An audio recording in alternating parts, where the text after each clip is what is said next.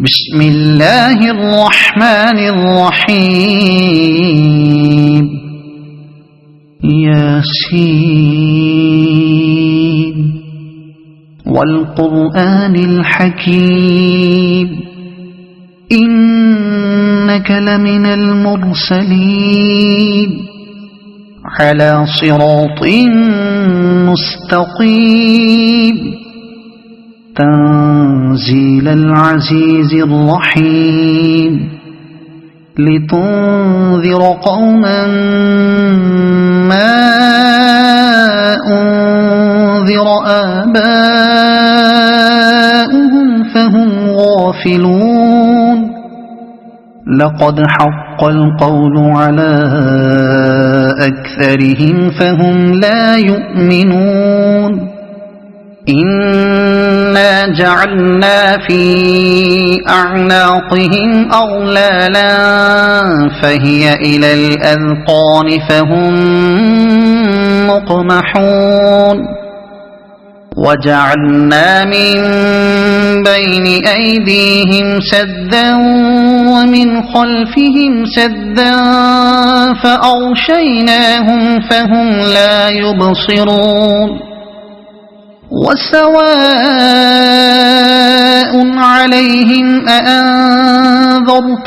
أم لم تنذرهم لا يؤمنون إنما تنذر من اتبع الذكر وخشي الرحمن بالغيب فبشره بمغفرة وأجر كريم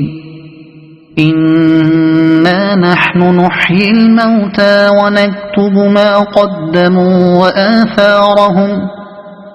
وكل شيء أحصيناه في إمام مبين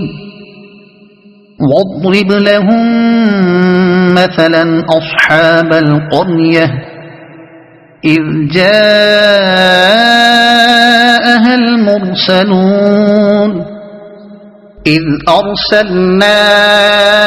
إليهم اثنين فكذبوهما فعززنا بثالث فقالوا إنا إليكم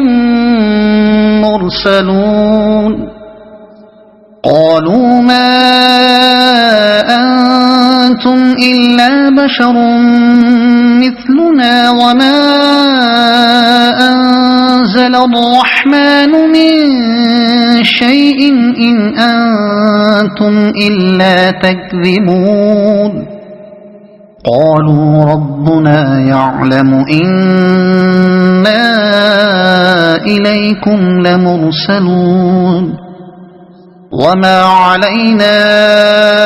إلا البلاغ المبين قالوا إنا تطيرنا بكم لئن لم تنتهوا لنرجمنكم وليمسنكم منا عذاب أليم قالوا طائركم معكم أئن ذكرتم بل أنتم قوم مسرفون وجاء من أقصى المدينة رجل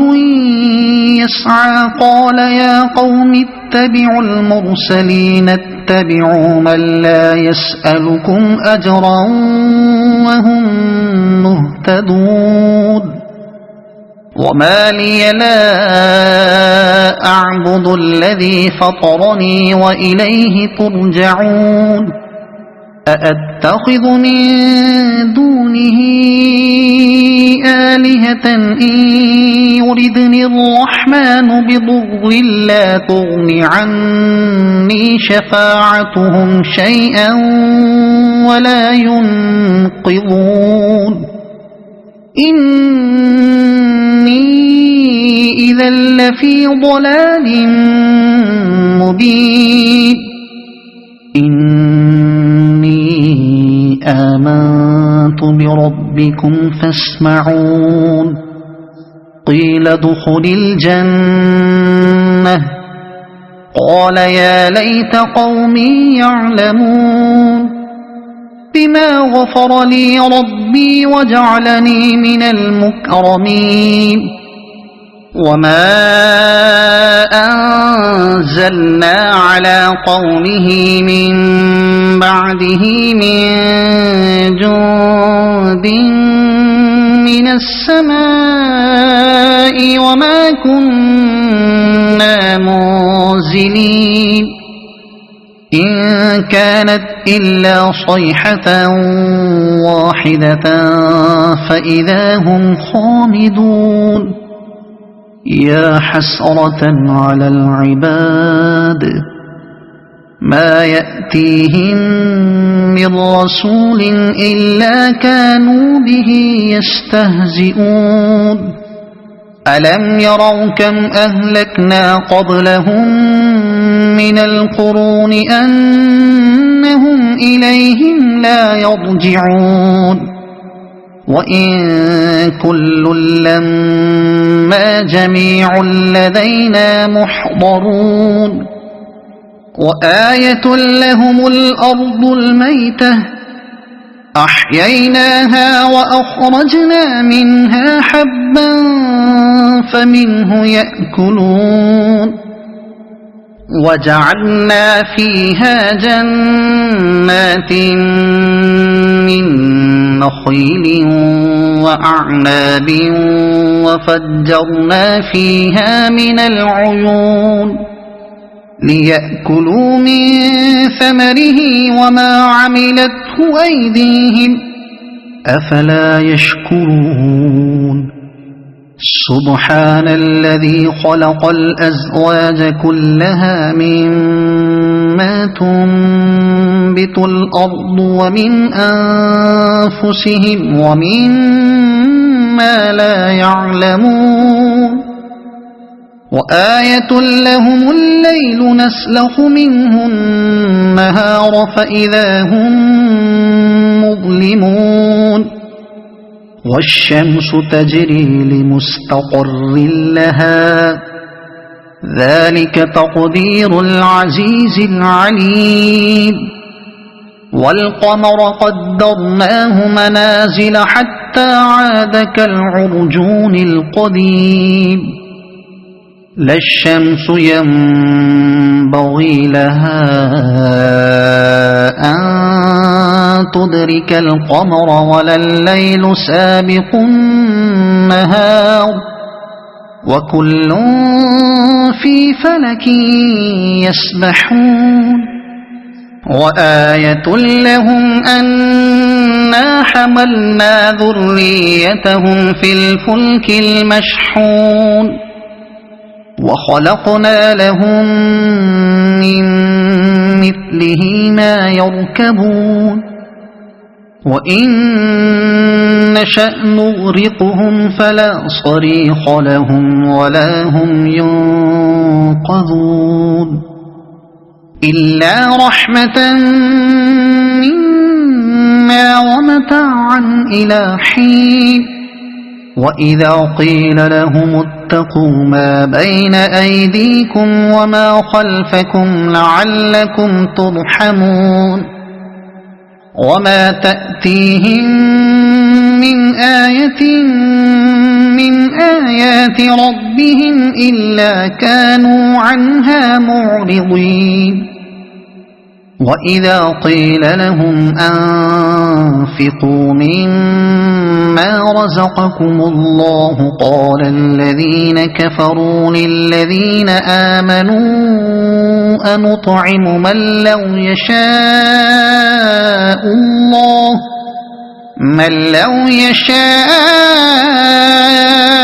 الله أطعمه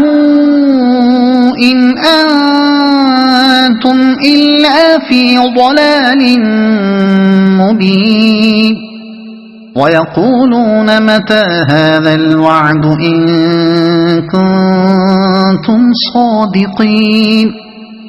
ما ينظرون إلا صيحة واحدة تأخذهم وهم يخصمون فلا يستطيعون توصية ولا إلى أهلهم يرجعون ونفخ في الصور فإذا هم من الأجداث إلى ربهم ينسلون قالوا يا ويلنا من بعثنا من مرقدنا هذا ما وعد الرحمن وصدق المرسلون إن كانت إلا صيحة واحدة فإذا هم جميع لدينا محضرون فاليوم لا تظلم نفس شيئا ولا تجزون إلا ما كنتم تعملون إن أصحاب الجنة اليوم في شغل فاكهون هم وأزواجهم في ظلال على الأرائك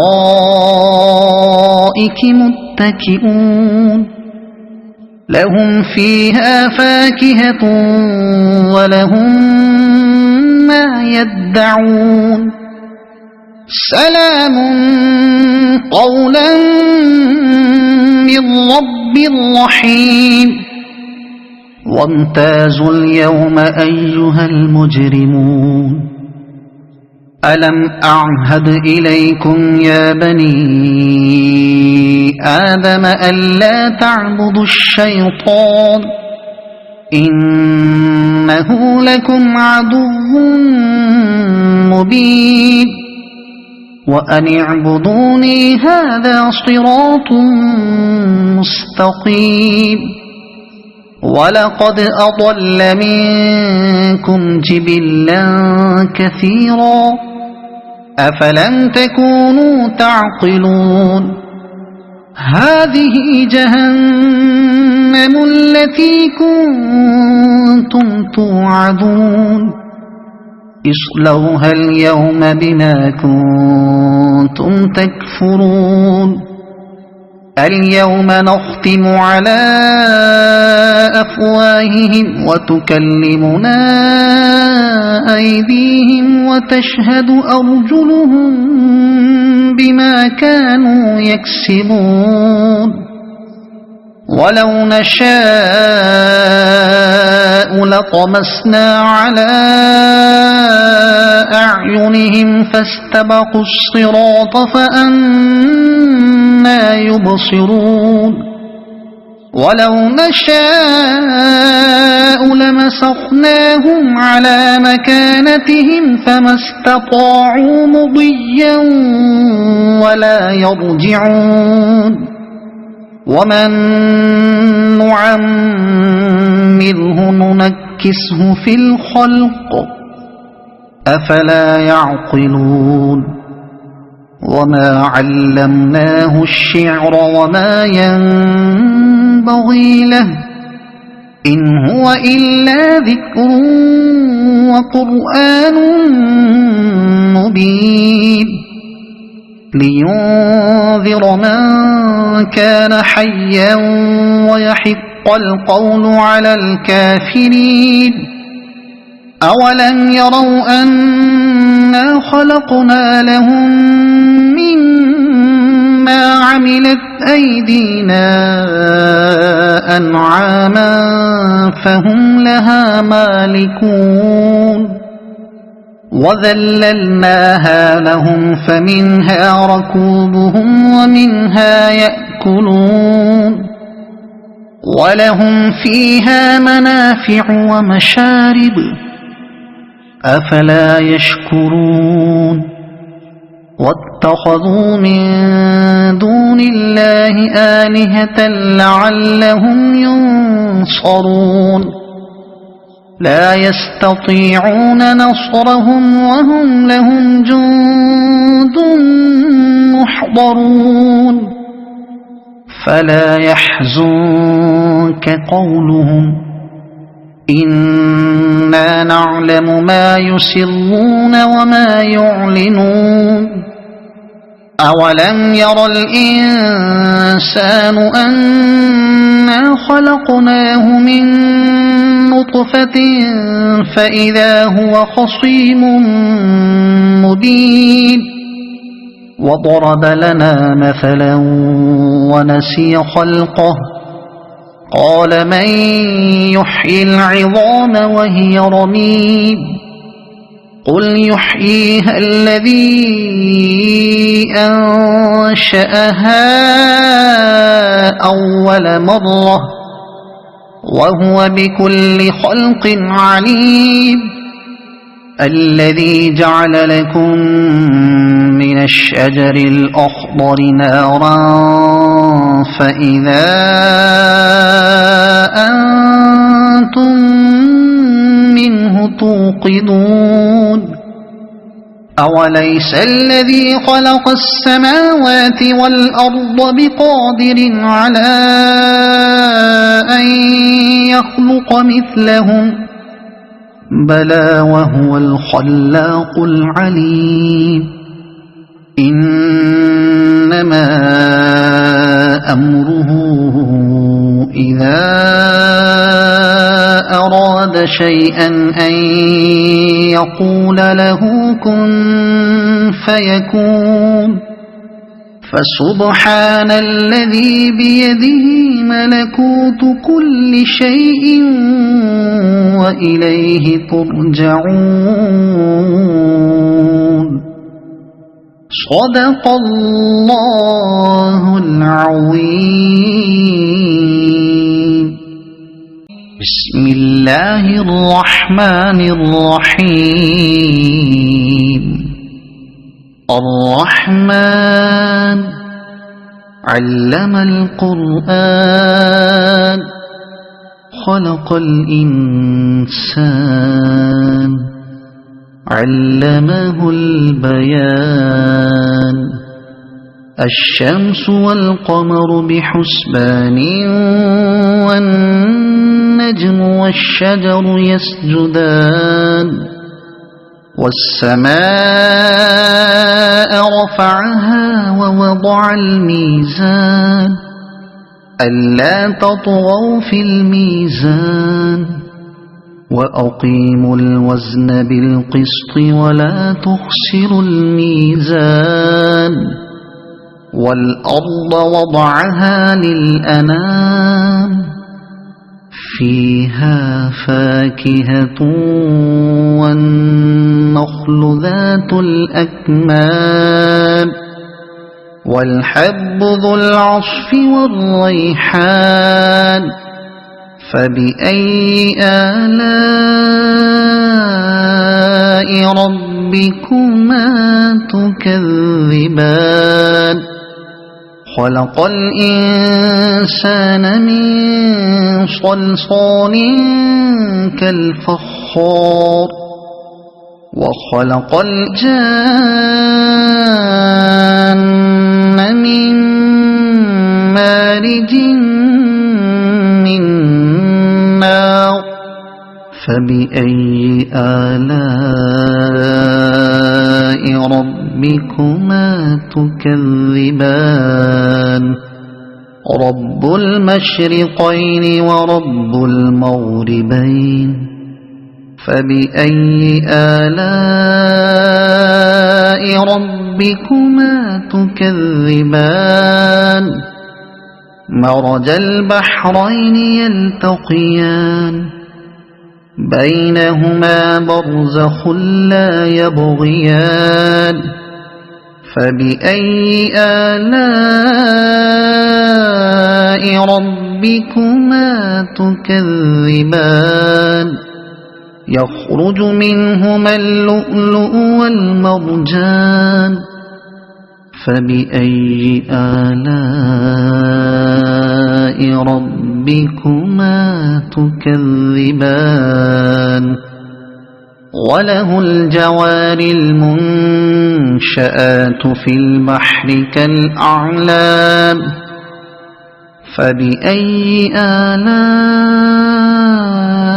ربكما تكذبان كل من عليها فان ويبقى وجه ربك ذو الجلال والإكرام فبأي آلاء ربكما تكذبان يسأله من في السماوات والأرض كل يوم هو في شأن فبأي آلاء ربكما تكذبان سنفرغ لكم أيها الثقلان فبأي آلاء ربكما تكذبان يا معشر الجن والإنس إن استطعتم أن تنفذوا من أقطار السماوات والأرض فانفذوا لا تنفذون إلا بسلطان فبأي آلاء ربكما تكذبان يرسل عليكما شواظ من نار ونحاس فلا تنتصران فبأي آلاء ربكما تكذبان فإذا انشقت السماء فكانت وردة كالدهان فبأي آلاء ربكما تكذبان فيومئذ لا يسأل عن ذنبه إنس ولا جان فبأي آلاء ربكما تكذبان يعرف المجرمون بسيماهم فيؤخذ بالنواصي والأقدام فبأي آلاء ربكما تكذبان هذه جهنم التي يكذب بها المجرمون يطوفون بينها وبين حميم آن فبأي آلاء ربكما تكذبان ولمن خاف مقام ربه جنتان فبأي آلاء ربكما تكذبان ذواتا أفنان فبأي آلاء ربكما تكذبان فيهما عينان تجريان فبأي آلاء ربكما تكذبان فيهما من كل فاكهة زوجان فبأي آلاء ربكما تكذبان متكئين على فرش بطائنها من استبرق وجنى الجنتين دان فبأي آلاء ربكما تكذبان فيهن قاصرات الطرف لم يطمثهن إنس قبلهم ولا جان فبأي آلاء ربكما تكذبان كأنهن الياقوت والمرجان فبأي آلاء ربكما تكذبان هل جزاء الإحسان إلا الإحسان فبأي آلاء ربكما تكذبان ومن دونهما جنتان فبأي آلاء ربكما تكذبان